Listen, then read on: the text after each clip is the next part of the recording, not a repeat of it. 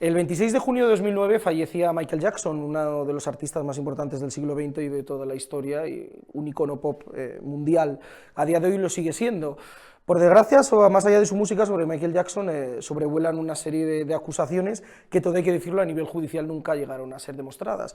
Ya lo saben ustedes de lo que estoy hablando, de estas acusaciones de supuesto abuso sexual a menores.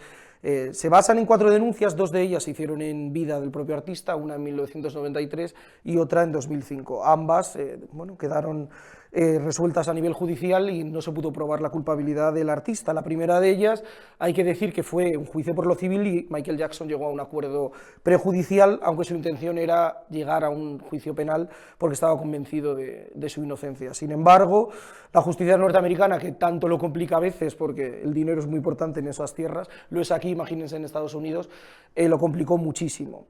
Sobre toda esta trama que crearon alrededor de Michael Jackson y que bueno, llegaron a hacer mucho daño a su imagen, intentaron destrozarle civilmente y artísticamente, ha habido un español, Pablo Rodríguez de Lago, que se dedicó a investigar durante años toda esa ingente masa de documentos de ambos procesos judiciales para llegar a sacar una conclusión en formato de libro que se llamó Volviendo a Netherland, nada que ver con la famosa docuserie que tiene un título similar. Ahí estamos viendo la portada y tenemos con nosotros a Pablo Rodríguez Lago para hablar sobre Michael Jackson, no sobre estas acusaciones sobre las que él ha investigado tanto, sino sobre la vuelta a la actualidad de estas acusaciones, porque, como ya sabrán ustedes, ha aparecido el nombre de Michael Jackson en la lista de la famosa lista de Epstein. Bueno, se han desclasificado una serie de declaraciones de los testigos en el caso Epstein, aparecen una serie de nombres y entre ellos está el de Michael Jackson. Hay que decir que solo aparece una sola vez, pero que ha servido para que muchos empiecen a pensar si esas tramas alrededor de Michael Jackson podían tener un origen mucho más espurio que el que ya tenían, que era el interés económico de una serie de personas. Pablo, muchas gracias por estar con nosotros. Muchísimas gracias a ti. Tengo que decirte, si me lo permites, que creo que ha sido la mejor presentación por parte de un periodista que he escuchado referente a las acusaciones contra Michael Jackson. O sea, has explicado brevemente, súper conciso, pero muy claro lo que supuso el acuerdo judicial y los casos que tuvo en vida. O sea, ha quedado muy bien definido, así que tengo que agradecértelo, tío. Bueno, gracias a ti, desde luego. Bueno, es que es cierto que visto desde nuestra perspectiva, desde la europea, a veces no asociamos, porque bueno, el abuso sexual aquí es un delito público y no se puede llegar a acuerdos prejudiciales ni por supuesto se juzga por lo civil, se juzga por lo penal, que es por lo que tiene que ir un delito de este tipo. En América, por desgracia, el poderoso caballero es don dinero y si es en dólares más, evidentemente. Pablo, yo decía que bueno, ha vuelto esta historia un poco a la actualidad al hilo de esta desclasificación de documentos del caso de Jeffrey Epstein. En casi 900 páginas solo aparece el nombre de Michael una vez y aparece, yo creo que para una lectura positiva de lo que es su figura. Pues sí, bueno, son 943 páginas en realidad y creo que van a salir más, creo que se van a desclasificar más páginas de este caso, del Epstein. De todas formas, es así, o sea, se sabe según la hemeroteca que la interacción que tuvo Michael Jackson con Epstein fue totalmente circunstancial. O sea, Epstein, antes de ser acusado, no sé si fue en 2005 o 2006, era conocido únicamente por ser uno de los asesores financieros más importantes del país, más recurridos, ¿no? Y mucha gente de prestigio, celebridades, pues acudían a él para resolver ciertos asuntos, por motivos laborales, porque en esos momentos no existía ningún indicio de que Epstein estuviese actuando mal o cometiendo algún acto ilícito o delictivo, ¿no? De hecho, estaba Y protegido por toda la élite en aquel momento. sí, y la relación que tuvo con Michael, que en esos documentos es una cita meramente circunstancial. O sea, le preguntan a la chica si vio a alguien ahí conocido y dijo, yo vi un día en la casa de Epstein a Michael Jackson. Y le dijeron, ¿le hiciste algún tipo de masaje? Y dijo, no. O sea, lo vio por allí y ya está. No le relacionan para nada con la isla de Epstein, no le relacionan con ninguna actividad ilícita, con ninguna actividad sexual, ni hay indicios de que Michael supiese que esa chica era víctima de trata, porque es que esa chica, Joanna, no sé cómo es apellida, Sorber o algo así, Sí, era esa mayor de chica ya edad. era mayor de edad, tenía ya 20 años cuando dice que vio a Michael, ¿no? Entonces, pues eso, imagínate toda esa gente que conoció a Epstein en esos momentos antes de las acusaciones, que ahora mismo están siendo salpicadas por todo este asunto y no tenían nada que ver, que a lo mejor hay algunos que sí, pero seguramente haya muchísimos, la gran mayoría, que no. Además, hay que señalar otra cosa, que es que él no ha estado, la visita a la que se refiere la testigo no es en la famosa, esta isla de los horrores de Epstein, sino es en la mansión de Palm Beach, en Florida, donde acude Sí. Michael Jackson. Oye, ¿con qué motivo acude a ver a Epstein? Que no es raro porque ambos eran dos personas muy conocidas y Epstein era, bueno, muchas estrellas del cine y de la música acudían a visitarle en ocasiones a pedir ayuda porque era un financiero. Pues es una buena pregunta. ¿Qué hacía Michael Jackson allí? Pues como toda la vida, prácticamente toda la vida de Michael está totalmente documentada, se pueden saber muchas cosas. Se puede saber con quién estuvo, por qué, en qué circunstancia, con qué motivo. Entonces, se puede saber que por aquel entonces Jane Mayskin, que es era uno de los asesores financieros de Michael, también tenía una relación laboral con Epstein, ¿no? Sabemos que Epstein tenía el teléfono del abogado de Mayskin, del que trabajaba con Michael, en su agenda, un tal Samuel Gen. Entonces, Michael en ese año, en el 2002, acumulaba una grandísima deuda con el Banco de América debido a su conflicto con Sony. Porque Sony no promocionó su último disco, porque lo quería, o sea, lo trataba de arruinar para forzarla a vender el catálogo de los Beatles, ¿no? Entonces Michael estuvo esos años, 2 años, entre el 2000 y 2002, peleando con la discográfica, peleando con Sony, hasta salía a la calle con pancartas y todo, ¿no? Y hasta logró que despidieran a Tommy Mottola, el presidente de la discográfica, que no sé si te acuerdas que era el Sí, el ex marido marido de Thalía, sí. de... Y también estuvo con María Carey, ¿no? Sí, cierto. Bueno, una relación de estas que eran un poco como las Sí, de bueno, Miguel Bosé, un poco sospechosas. sí, se montó un follón, vamos, un cacao de OPA. Pero Michael, o sea, estaba sumergido en una crisis financiera muy importante. Y este asesor, James Mayskin, le habría recomendado los servicios de Epstein para tratar de sanear un poco sus finanzas y buscar inversores que comprasen su deuda y ayudarlo a resolver un poco este conflicto que tenía con Sony. Entonces, Michael se habría reunido con ellos en Palm Beach para afrontar esta situación. Además, ¿qué se sabe también, según la hemeroteca? Que Michael estuvo en esa zona por esas fechas con su mejor amigo Barry Gibb, de los Bee Gees, que vivía por allí, porque Michael estaba buscando una casa para comprar y mudarse cerca de él, que Michael era el padrino del hijo de Barry Gibb. Y es muy posible que también hubiese visitado esta casa de Epstein con ese motivo, para buscar comprarla, ¿no? Al final no la compró, pero se sabe que estuvo buscando allí porque fueron lo que dijeron los medios de comunicación en esa época. Además hay un elemento, lo acabas de poner sobre la mesa, su enfrentamiento con Mottola y con Sony. Él era uno de los principales accionistas, Michael Jackson, de Sony. A pesar de eso, tuvo un enfrentamiento público. Todos recordamos aquellas imágenes de él con una pancarta en la calle diciendo de Muchas todo veces salió. sí, contra Sony. Bueno, es que sus últimos años de vida de Michael fueron un enfrentamiento constante contra la industria discográfica, en una época en la que esta industria todavía tenía muchísimo poder. Internet estaba empezando y todavía no les había mandado al guano. Y muchísimos prejuicios con artistas de raza negra. O sea, Michael ha sido un artista que rompió las barreras raciales en la industria discográfica ya muchos años antes de estas circunstancias, de esta lucha con Sony, ¿no?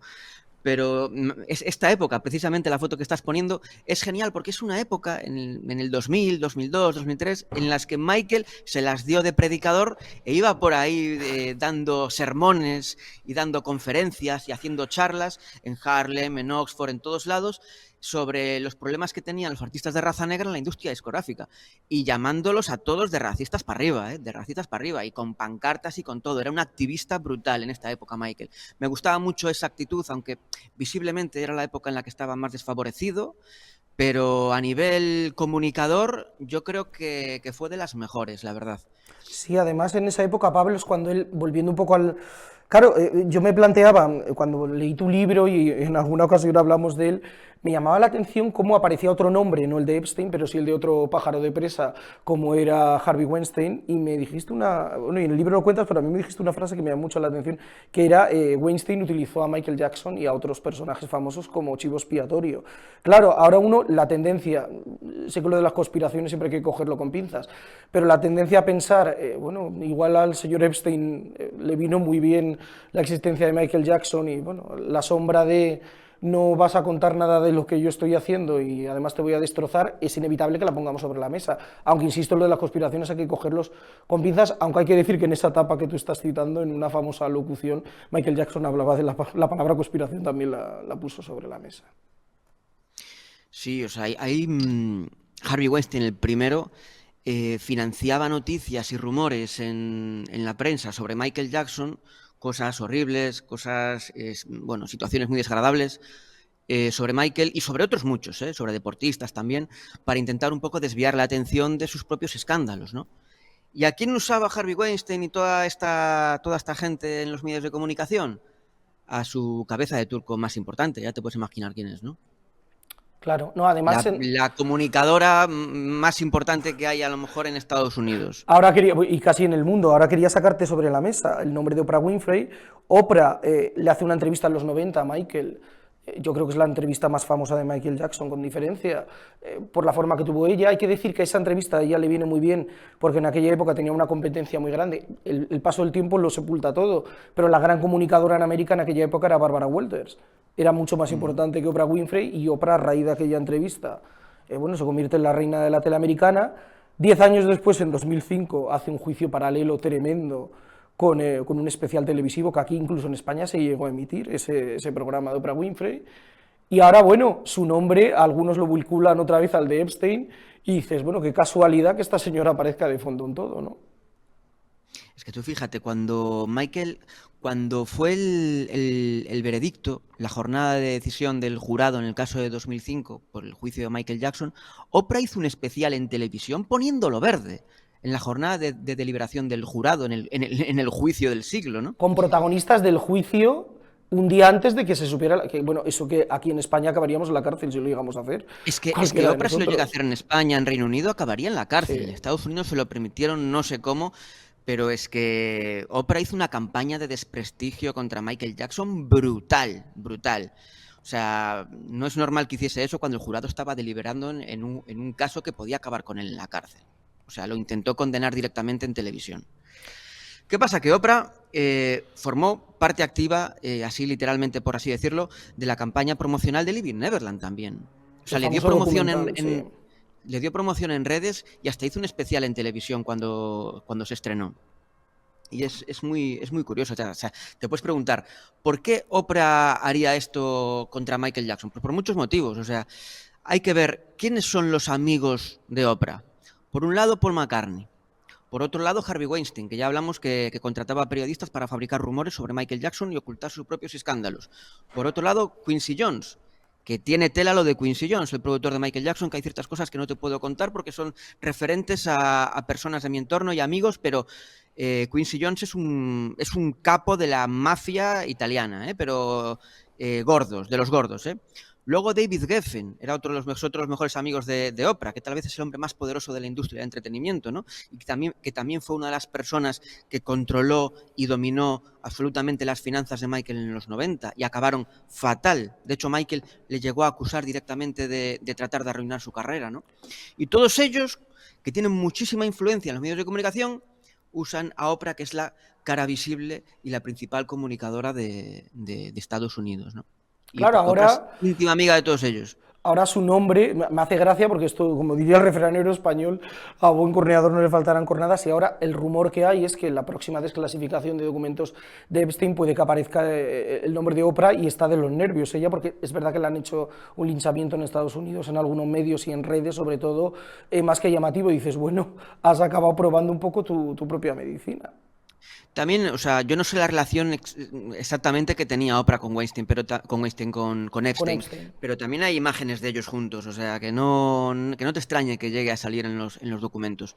Michael Jackson, yo estoy plenamente convencido de que no volverá a salir, porque sé que su aparición en esa frase en los documentos que ya salieron es circunstancial totalmente, entonces no le van a involucrar. De todas formas, Oprah recibió una buena dosis de karma cuando se filtraron, cuando se expusieron los documentos el otro día de Epstein, porque no aparecen los documentos, pero se creó un rumor en redes de que aparecían esos documentos y hubo un linchamiento brutal popular, sí, contra Oprah, y de hecho tuvo que cerrar la posibilidad de que la gente le dejase comentarios en sus redes sociales porque la estaban, acosando literalmente, ¿no?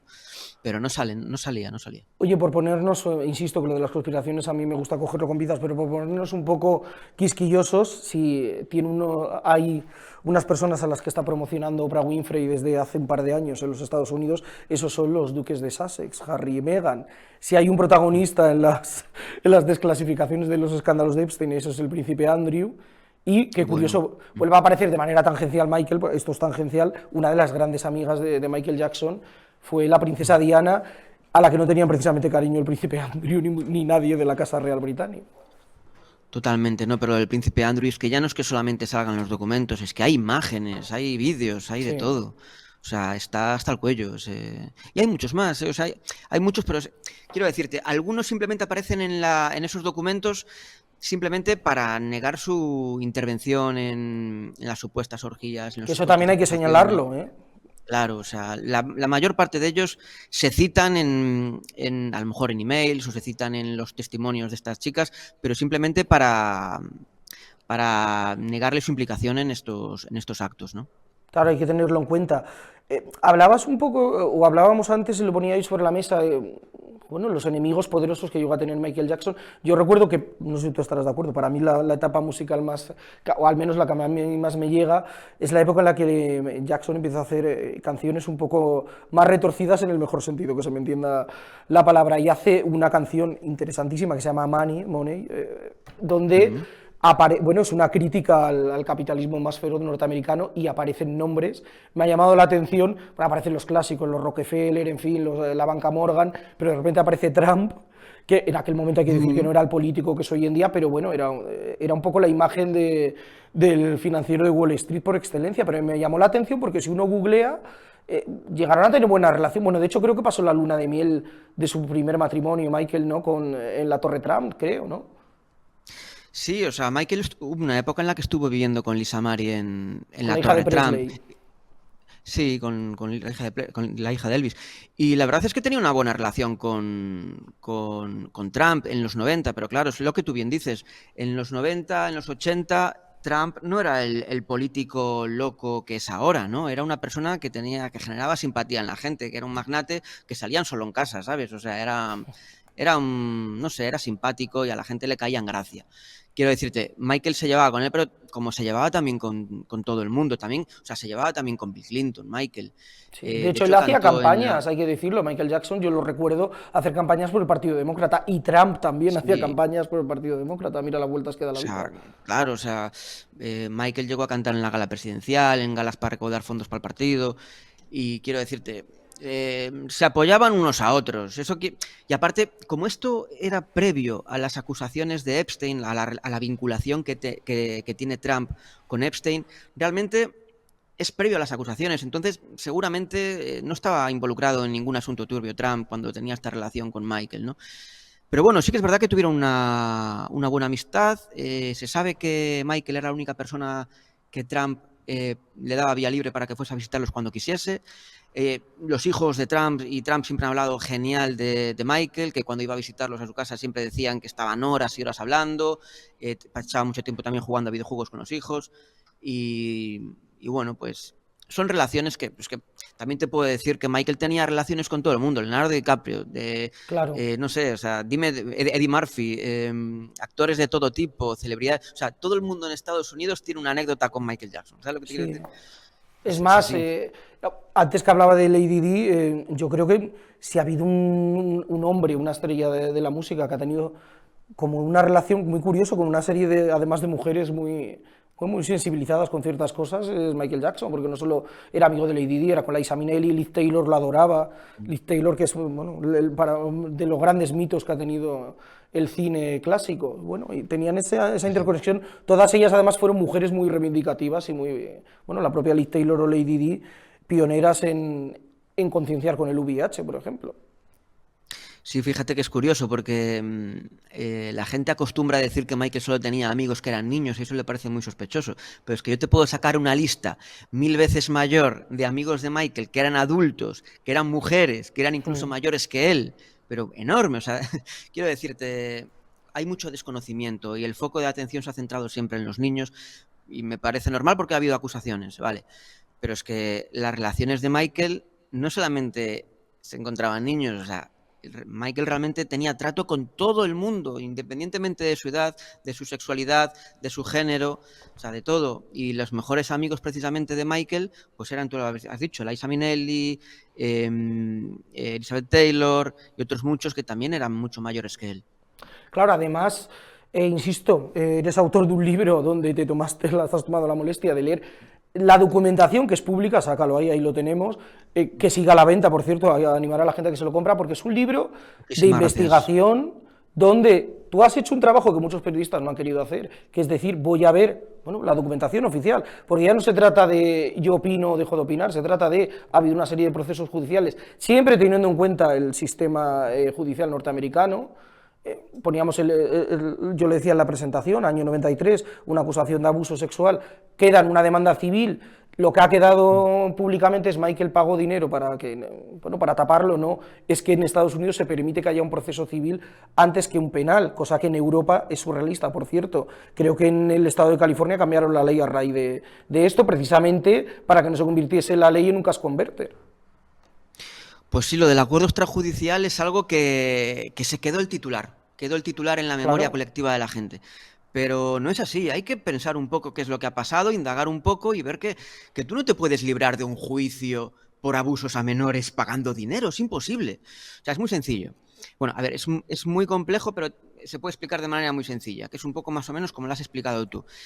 Cada día que pasaba, después de esa acusación, ¿no? Cada día que pasaba en vistas al proceso civil, Michael, sus empresas, asociados, sponsors, publicidad, la discográfica, estaban perdiendo millones, perdiendo millones. Se enfrentaba a un proceso civil que podía tardar 7 años.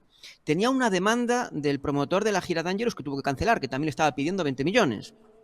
Entonces Michael, sus asesores, abogados, se reunieron y dijeron nos sacamos de encima este proceso civil y vamos directamente al proceso penal, porque si no vamos a estar perdiendo cientos de millones, más mala imagen, cancelación de proyectos, de la gira, o sea, todo. O sea, adiós a su carrera durante 7 años por lo menos, y luego a ver si remontaba. Entonces resolvieron, o sea, estuvieron poniendo mociones primero para anteponer el proceso penal al proceso civil. Pusieron hasta 4 mociones, pero se las denegaron todas. Entonces resolvieron el proceso civil con un acuerdo extrajudicial para luchar en el proceso penal. Pero esto no significaba una admisión de culpabilidad, ni mucho menos. Claro. Entonces Michael estuvo meses, o sea, además de intentando anteponer esto, la familia del niño pedía millones, se los dieron, y luego en el juicio penal la familia dijo, pues no testificamos, echamos abajo el proceso penal, mandar a Michael a la cárcel. ¿Qué más da? Nos da igual, tenemos lo que pedíamos desde el primer momento y luego, claro, todos estuvieron peleando por ese dinero. El niño demandó a su padre por intentar matarlo con una pesa de gimnasio. Y en cuanto Michael murió, el padre del niño se pegó un tiro en la cabeza. ¿Y qué pasó con ese acuerdo extrajudicial? Pues que abrió una puerta, porque cuando hay dinero de por medio, ya sabes que se abren muchas puertas, ¿no? Y luego, Demasiadas. en 2003, la madre de un niño acudió al mismo abogado que había conseguido el acuerdo extrajudicial 10 años antes, ¿no? Entonces le dijo, ¿qué? Tremendo. Demandamos a Michael, ¿cuánto dinero podemos sacar? Y le dijo el abogado, pues lo siento, pero ahora vais a tener que ir a un proceso penal porque ahora sí que hay que ir antes a un proceso penal. Y por Porque lo que sea se lo pensaron, claro. claro, a raíz del acuerdo extrajudicial de Michael, la ley en California cambió y en este tipo de casos se tenía que ir primero a un proceso penal ya. Ya no se admitía, o sea, para evitar extorsiones de este tipo, es que si no tú acusas a una persona de abusos sexuales y le dices, mira, si me das dinero, lo echamos todo abajo. Y es así, o sea, hay un proceso civil antes que un proceso penal, es ilógico. Entonces, a raíz de eso Claro. cambió la ley. Sí, y es que además, como bien dices, dejaba la puerta abierta, que uno lo que se plantea es, más allá de Michael Jackson, que era una estrella mundial, cuánta gente hasta que cambió esta ley, bueno, pues seguramente se viese en su vida acosado por este tipo de situaciones y decir, pues mira, tengo que pagar porque si no acabo mal, en fin. Insisto, es que desde la mentalidad europea, afortunadamente aquí esto nos parece berlangueano y Sí, surrealista, aquí a es muy Dios gracias, diferente. o sea, totalmente. 2025 creo que se viene, por ponerlo sobre la mesa muy rápido, ¿no? Todo lo que tiene que ver con Conrad Murray, ¿no? Con el doctor Conrad Murray y la muerte de Michael Jackson, ¿no estoy o manejo yo fechas equivocadas? 2025, dices. Sí. No, Conrad Murray ya tuvo su juicio, Estaba yo salió, equivocado. sí, Que- como, bueno, homicidio involuntario, cumplió condena de cárcel, le condenaron a 4 años, pero hmm. cumplió 2 porque las cárceles estaban llenas y allí se fue. Pero es Ahora contra ya, las exactamente cuál es el proceso mm, judicial entonces que queda, el de las empresas, entiendo, ¿no? Sí, porque a ver, a los protagonistas de Living Neverland les desestimaron sus demandas varias veces Ujú. a Wade Robson y a James Safechuck, porque esto no lo dicen en la película. Claro, en la película Living Neverland no te dicen que llevan 10 años pidiendo cientos de millones a las Más empresas de Michael, tendenciosa ¿no? no puede ser la película, también hay que No, y decirlo. con todas las mentiras y contradicciones y omisiones de la verdad que salieron en los procesos de las demandas. Que eso, en el libro le dedico 200 y pico páginas, así que imagínate. Bueno, les desestimaron las demandas varias veces y al cuarto intento el Tribunal de Apelaciones les concedió la oportunidad de ir a juicio. Entonces sí, habrá juicio contra las empresas de Michael por la responsabilidad que habrían podido tener esas empresas de los presuntos abusos, por no cuidar a sus niños, ¿no? ¿Esto qué quiere decir? Que ya no tienen ni siquiera que demostrar abuso ninguno, o sea, ya no hace falta. Este proceso ya no va de abusos. Ahora solo tienen que demostrar que las empresas de Michael debían de haber cuidado a estos niños que estaban cerca de Michael. ¿Y de qué los tenían que haber cuidado? Pues de lo que sea. Eso ya no es importante, ¿no? Claro, Y pero te vuelve pongo a un abrir ejemplo. la puerta a titulares tendenciosos, claro. Claro, pero te pongo un ejemplo para que veas lo ridículo que es esto, ¿no? Tú imagínate que eres encargado de Zara, de la tienda de La Coruña, ¿no? Y Amancio Ortega le pega a un niño en su casa. Entonces, Amancio Ortega muere y dentro de 20 años ese niño te demanda a ti, que eres encargado de la tienda de La Coruña, te demanda a ti por no haberle protegido cuando era niño. O sea, ¿tiene algún sentido? Claro, ¿Tiene algún entiendo que sentido? O sea, sería, en este caso, en la analogía que haces, la que tendría que responder sería la Inditex, que es la empresa de Amancio, ¿no?